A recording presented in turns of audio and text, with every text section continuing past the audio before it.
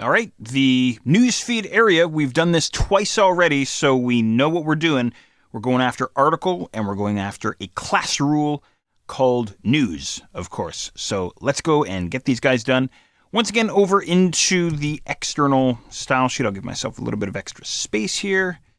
And let's go article. Now, what I'm going to do here, and again, you don't have to do exactly the same thing, but what I'm going to do here is I'm going to set his width to scale, 95% of the overall width, okay? And I'm going to throw in that extra little bit of space on the left-hand side, which we've done a few times already. 10 pixels is what I'm going to use. Super easy stuff. News, which is our class rule, okay? And this guy's going to have a little bit of margin bottom on him, just like so. 20 pixels, if I can get my fingers working properly. There we go.